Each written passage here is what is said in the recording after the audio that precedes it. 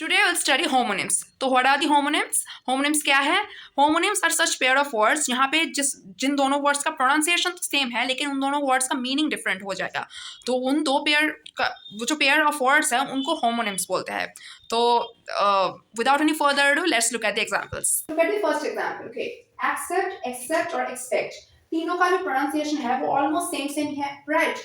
But their meaning is completely different. For example, the first accept. Its meaning is, what is its meaning?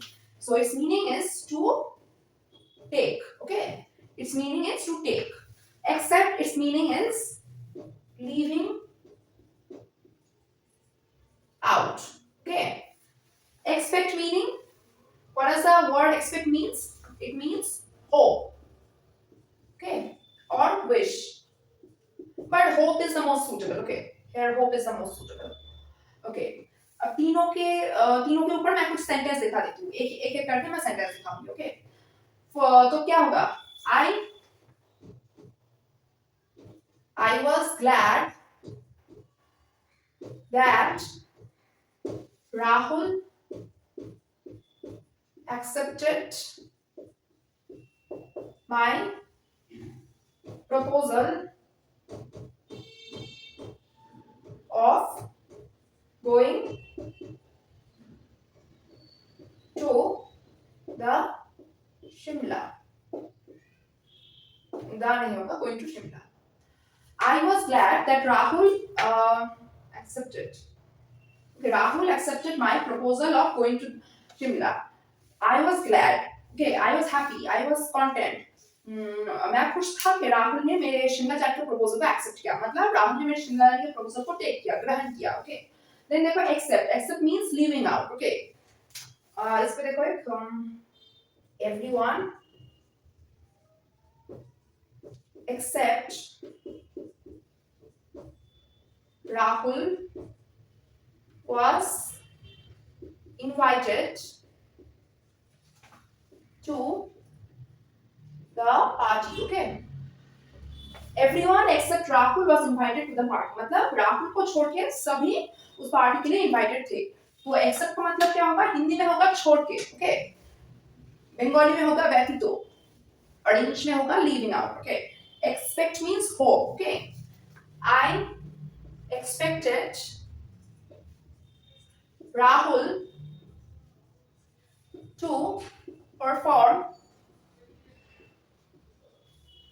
well in the examination. Okay. मतलब क्या है इसका? मतलब है मैंने hope किया था कि राहुल एग्जामिनेशन में अच्छा परफॉर्म करेगा. ये मेरा होप था. ये मेरी मतलब मैंने होप किया था इसे. होप करना मतलब क्या है? आशा करना. मैंने आशा किया था कि राहुल एग्जामिनेशन में अच्छा परफॉर्म करेगा. ओके. तो एक्सेप्ट मींस क्या होगा? To take.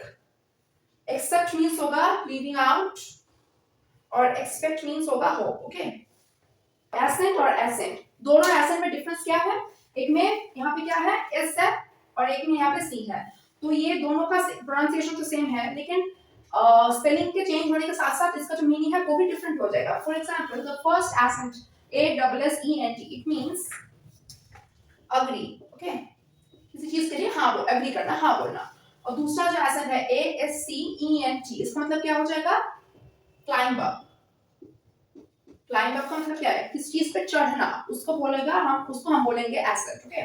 तो इसका एक एग्जांपल देखो क्या होगा? I got assent of my father to study in a